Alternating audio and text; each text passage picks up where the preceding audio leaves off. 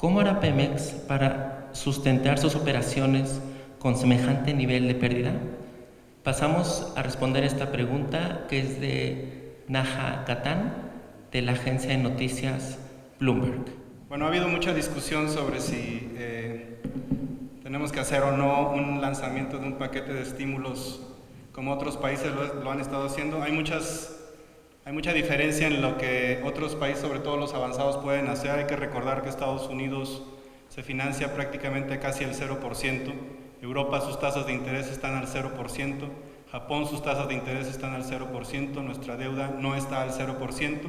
Por lo tanto, como responsabilidad no solamente fiscal, sino también con responsabilidad hacia las generaciones futuras, estamos tratando de evitar la contratación de deuda para lanzar un paquete de estímulos que pueda no ser implementado con rapidez. Lo que sí estamos haciendo es identificar las acciones que más podemos realizar de manera rápida e implementarlas de manera rápida. Y esto ha sido a través de utilizar el andamiaje y la infraestructura que actualmente tiene el gobierno a través de los programas de bienestar para poder, primero, en una primera etapa, asegurarnos que los individuos que enfrentan una restricción de flujos de ingresos y que viven el día a día tengan capacidad de afrontar esta contingencia. En esta primera etapa es lo que estamos haciendo. En una segunda etapa, si esto se prolonga, es probable que se van a tener que tomar decisiones relacionadas con un paquete de incentivos mayor. Lo que estamos privilegiando es la rápida ejecución y la rápida implementación. El día de hoy ya varios créditos se han dispersado a través del andamiaje y de la infraestructura que tiene el gobierno federal. Otros países todavía, aunque han hecho grandes anuncios, todavía están tratando de realizar esta implementación. Nosotros estamos yéndonos paso por paso y tratando de lograr que esta ejecución sea de la manera más rápida y utilizando la infraestructura que nos permite. Y también tratando de no utilizar más deuda para no afectar a nuestras generaciones futuras. Ese es el escenario. Estas medidas son para un escenario, otra vez lo repito, de V. Trataremos de que esto sea una recuperación rápida, pero si no, obviamente tendrían que haber una toma de decisiones diferente, pero el uso de más endeudamiento en este momento está regulado por el Congreso y tendríamos que ir a través de un proceso legislativo para esto. En cuanto a la pregunta sobre Pemex, de una pérdida de 500,000 millones, en realidad se debe a una evaluación cambiaria. Esto representa 469 millones de pesos. El 83% de esta variación corresponde precisamente a un efecto de evaluación. El resto en realidad son 30,000, es lo que ha afectado a los flujos. Indudablemente, independientemente de esta observación, Pemex es una empresa que enfrenta retos muy importantes, pero también hay que recordar que estos retos son pasajeros, son circunstanciales. Sí, obviamente va a depender también de cómo se comporta el precio del petróleo, pero si las economías empiezan a acelerarse, si las economías empiezan a reactivarse, lo que vamos a empezar es a ver un regreso a la normalidad, y lo que trataríamos es que entonces Pemex pueda poder puentear o poder sortear esta contingencia de la misma manera que otras empresas lo están haciendo. Muy bien, muchas gracias, subsecretario Llorio. Pasamos con la pregunta de Danisú, del Expansión. Tras los resultados del PIB en el primer trimestre y los recursos requeridos para enfrentar la crisis sanitaria y económica, Hacienda está analizando contratar deuda, hacer uso de instrumentos como la línea de crédito flexible del FMI o las reservas internacionales. ¿Cómo va a transparentar Hacienda el uso de los recursos que se han destinado para atender la emergencia sanitaria y los recursos que se están dando a través de apoyos sociales? Por ejemplo, préstamos a pymes, recursos a personas de la tercera edad. Y finalmente, ¿cómo van a compensar los estados ingresos por menos participaciones y menos recursos por los cambios que se prevén al Fondo Metropolitano? No, en este momento no planeamos emitir más deuda más allá de lo que ha sido aprobado por el Congreso. Esto quiere decir que vamos al final del año a cumplir con el techo de endeudamiento tanto interno como externo, que nos aprobó el Congreso. También hay que recordar que estos dos techos tienen vasos comunicantes, por lo cual podemos ajustar dependiendo de las condiciones de mercado. La emisión que realizamos hace poco de 6,000 millones responde precisamente a un rebalanceo de las estrategias de financiamiento tanto en el programa interno como en el programa externo, y que nos permite cumplir con esta meta, que es financiar los requerimientos financieros del sector público y sobre todo del gobierno federal, y asegurar que efectivamente vamos a contar con la liquidez y con los recursos suficientes para enfrentar el gasto, sobre todo de la contingencia. No se plantean utilizar tampoco las reservas. Esto es una decisión, las reservas están a cargo del Banco Central, están normadas en su ley, y precisamente el hecho de que tengamos un tipo de cambio flexible permite que la primera línea de defensa de estos choques sea el tipo de cambio. Por eso observamos que el tipo de cambio se incrementó a niveles de 24, inclusive pudo haber llegado a 25, y esta es la primera línea de defensa ante choques externos. Las reservas prácticamente, de hecho, se han incrementado un poquito en las semanas, pero esto está normado en la ley del Banco Central. El Banco Central tiene completa autonomía sobre esto. Y obviamente, bueno, la Secretaría de Hacienda y el Gobierno de México colaborarán para que esto se mantenga de la misma manera. En cuanto a la transparencia sobre el gasto, vuelvo a repetir, el gasto actualmente que se está, digamos, lo que queremos hacer sobre todo es privilegiar la rápida ejecución de la ayuda y del apoyo para los individuos que viven con ingresos diarios, y que una suspensión de actividades prácticamente va a tumbar al suelo sus ingresos. Estos individuos, estas personas, están en una situación de vulnerabilidad en la que probablemente hasta la discusión ética tenga que ser para ellos si enfrentan una enfermedad por COVID o una situación de hambre. En este sentido, el gobierno mexicano pone primero a las personas y está tratando de usar el andamiaje actual de programas sociales para poder distribuir estos recursos. Por lo tanto, estos recursos van a estar sujetos a la transparencia relacionada con la ejecución del presupuesto y al uso de los recursos presupuestales en el andamiaje presupuestal que actualmente tenemos. Se están usando todas las herramientas que ya han sido utilizadas en los últimos años, como los padrones de bienestar, para poder identificar a las personas. Se están haciendo cruces para efectivamente ver que estas personas existen, que tienen RFCs, que están al tanto con sus obligaciones fiscales. Y este es el andamiaje por medio del cual se está realizando toda la dispersión de los recursos, principalmente los créditos que están tratando de apoyar a los individuos que perdieron sus ingresos porque están en una situación de autoempleo. Efectivamente, como lo mencionan, los estados también enfrentan una situación bastante compleja. Las participaciones que dependen del Fondo Federal Participable, obviamente se va a ver afectado por la caída de los impuestos, de los ingresos tributarios, pero también por la caída de los ingresos petroleros. Y esto va a generar una situación de falta de recursos en los estados que a la fecha no se ha observado. Hay que recordar que las participaciones tienen un rezago de un mes con respecto a la actividad económica, de tal manera que el impacto de la actividad económica nosotros lo vamos a empezar a observar en mayor medida a partir del mes de abril, y esto se va a reflejar en las participaciones de mayo, junio o julio.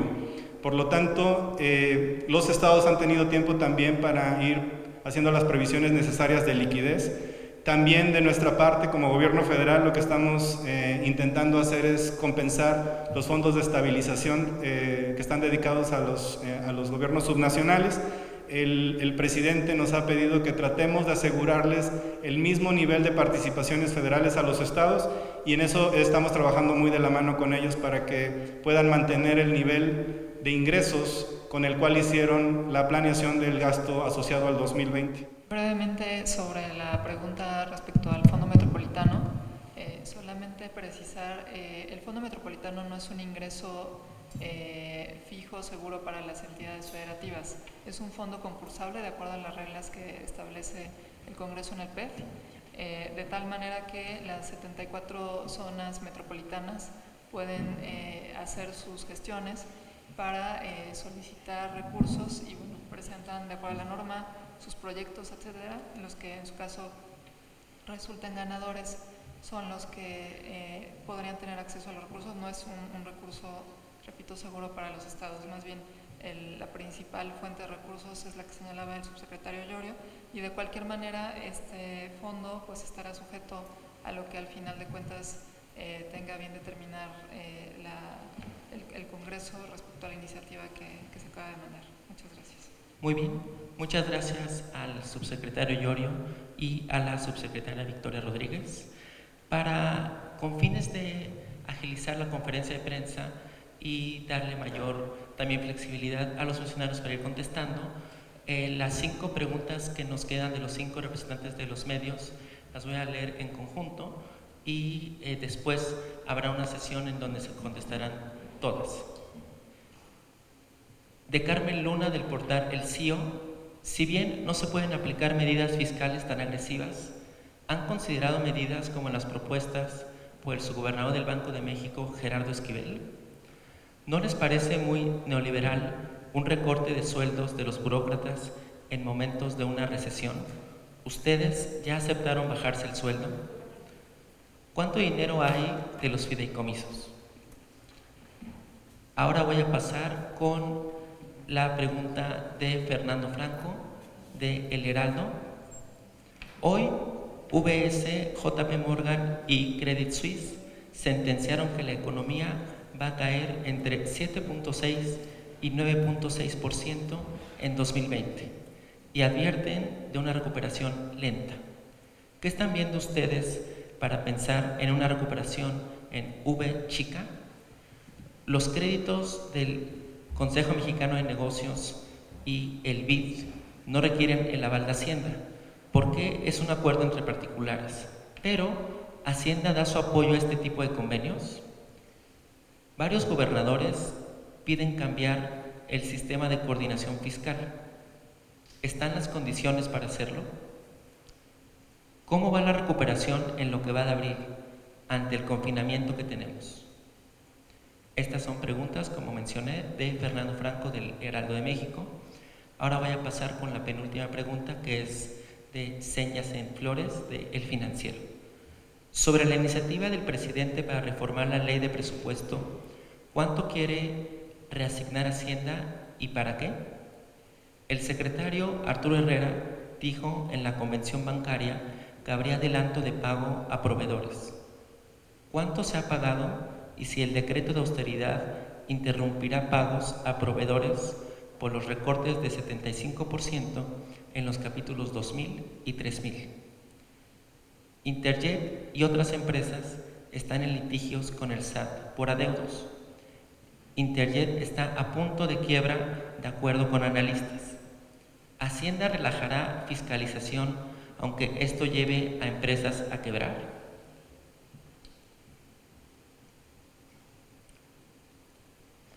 Ahora paso con las preguntas de Elizabeth Albarrán, del Economista.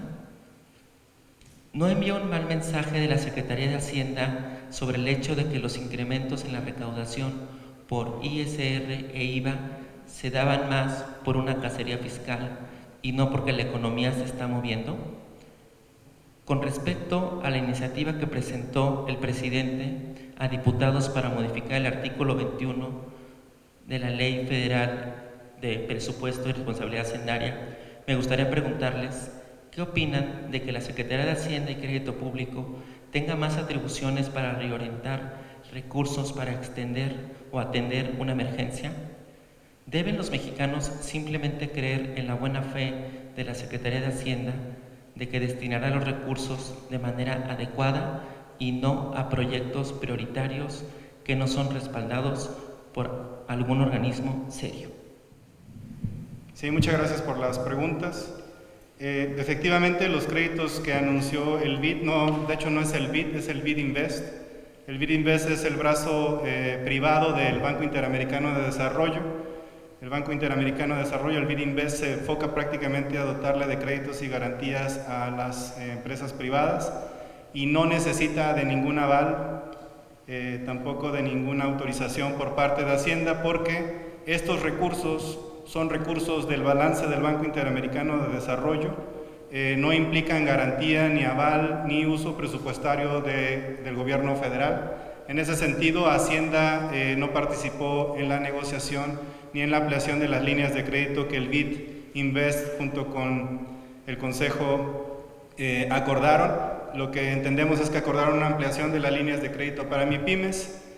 Obviamente yo creo que esta es una acción que es positiva para la economía, creo una buena iniciativa por parte de ellos, pero Hacienda no participa con ningún aval, ni ninguna garantía, ni el uso de recursos presupuestarios. Habiendo dicho eso, efectivamente el gobierno mexicano es miembro, es parte de la membresía del Banco Interamericano de Desarrollo, así como de otras agencias multilaterales. En ese sentido, como accionistas del banco se nos pregunta si esto pudiera ser aprobado en el Consejo del Banco Interamericano y específicamente en su brazo privado, que es el BID Invest. Como accionistas del banco expresamos nuestro visto bueno, después de revisar que efectivamente esto no implicaba ninguna garantía ni aval del gobierno mexicano a los créditos que fueran otorgados. Es decir, si hubiera una pérdida en alguno de estos créditos sería absorbida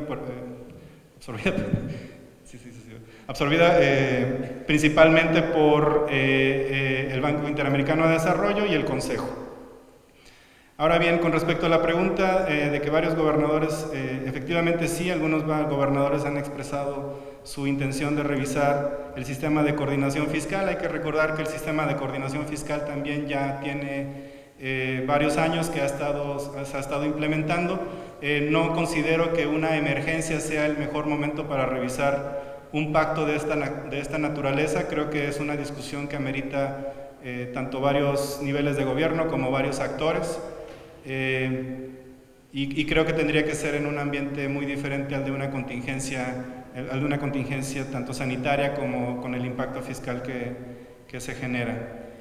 Con respecto a la señal que envía Hacienda y sobre todo el sistema de administración tributaria con respecto a la recaudación, no se está pidiendo absolutamente nada más allá que el hecho que los contribuyentes paguen sus obligaciones en tiempo y forma como lo marca la ley. Yo no creo que se esté enviando una señal incorrecta, dado que todos los contribuyentes en su mayoría son contribuyentes cumplidos. Existe un número reducido de adeudos fiscales que está llevando tanto el sistema de administración tributaria como la Procuraduría Fiscal, y creo que en ese sentido prácticamente la política es una política muy sencilla, muy simple, en la que Hacienda espera que se le pague lo que se debió haber pagado por lo que es por ley. Obviamente tampoco vamos a empujar esta iniciativa al nivel de que las empresas tengan que quebrar. Antes del COVID-19 varias empresas ya habían estado enfrentando algún tipo de situación o retos importantes. Creo que las empresas, en su mayoría, las empresas mexicanas son empresas responsables. Cuando han contraído deuda, esta deuda ha sido evaluada en una situación de estrés para poder ser otorgada, con un sobreaforo sobre esta deuda, y en una situación de estrés con la que se evalúan estos créditos, es muy similar a la situación que actualmente se está viviendo por la contingencia sanitaria. Por lo tanto, también creemos que el relajamiento de las reglas contables y de los índices de capitalización y de liquidez en los bancos les provee de las herramientas suficientes para evitar que estos créditos caigan en cartera vencida y puedan darles un respiro, sobre todo si tienen obligaciones de pagos de deuda, todas estas empresas que mencionan. No sé, Victoria, ¿quisieras tú ver lo de fideicomisos? Brevemente comentar, como sabemos, cuando se elaboró el proyecto de presupuesto de egresos y en su momento fue autorizado por el Congreso, estábamos en un contexto completamente distinto al que ahora enfrentamos. Es por ello que se hace necesario buscar las herramientas que nos permitan ahora atender de manera prioritaria la contingencia de salud y que está derivando en un tema económico asociado al COVID. Por otra parte, respecto a las medidas de austeridad, se está haciendo una revisión de los capítulos justamente de gasto corriente que yo comentaba, que en cuanto a temas de austeridad, pues de inicio la intención es no afectar los proyectos de inversión, sino priorizar los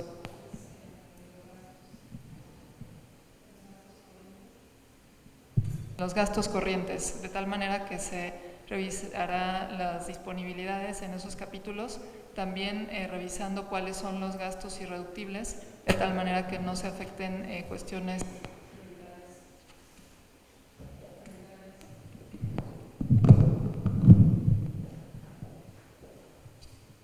prioritarias para la ciudadanía. En cuanto a los salarios, como bien señala el decreto, este es un tema voluntario para los servidores públicos. En este contexto es un tema de voluntad y bueno, estaremos atentos a los montos que en su caso se recauden o se obtengan derivado de esta medida, pero es una medida, como lo ha señalado desde el inicio el señor presidente, y el decreto que emitió va en ese sentido. Claramente se establece que es una medida voluntaria para ayudar a atender esta emergencia en la que nos encontramos. Y finalmente, respecto al tema de los fideicomisos, solamente señalaría, esto deriva de un mandato que viene en la Ley de Austeridad, que fue publicada en noviembre del año pasado, donde se daba un periodo, si no me equivoco, de 6 meses para que el gobierno hiciera un análisis a detalle de todos estos fideicomisos que se fueron creando a lo largo de las distintas administraciones, con el objeto de transparentar los mismos, presentar este informe a la Cámara y más bien buscar esquemas presupuestales que sean muy transparentes para todos, de tal forma que este análisis se está elaborando y próximamente será enviado el informe correspondiente a la Cámara, como lo mandata la Ley de Austeridad. Muchas gracias. Sí, muchas gracias. También con respecto a la pregunta sobre el crecimiento económico. Es muy importante recordar que hay mucha incertidumbre alrededor de los pronósticos sobre cómo van a comportarse la actividad económica dentro de los diferentes países, ¿no?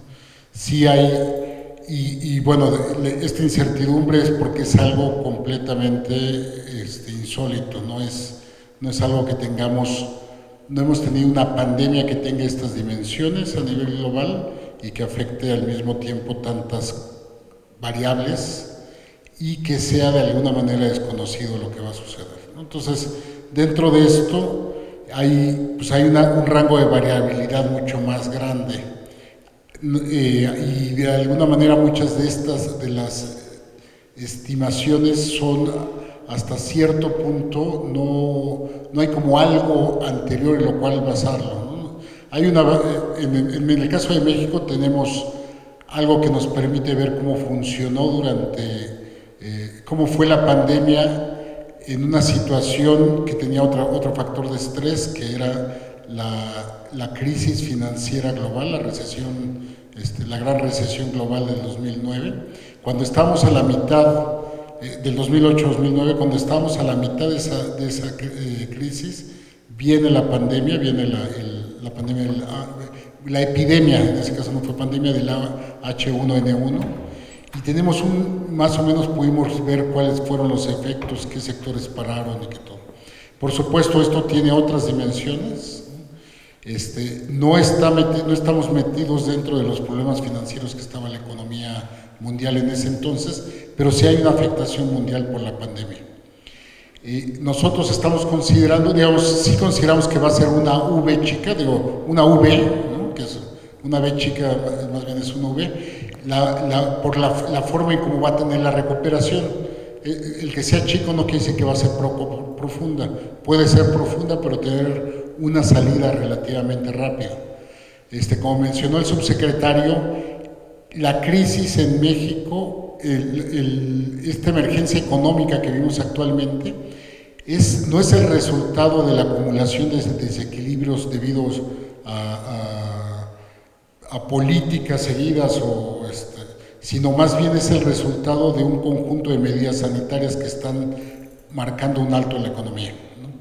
Entonces, en el momento en el que se puede controlar la curva epidemiológica, se puede restablecer de una manera controlada, pero efectivamente la recuperación. Entonces, mientras no se afecten las capacidades productivas de los trabajadores, y del funcionamiento de la economía, podemos regresar relativamente rápido. Y México tiene los elementos para hacerlo, sobre todo por la relación con las cadenas de valor globales, con el nuevo tratado de libre comercio con Estados Unidos y Canadá.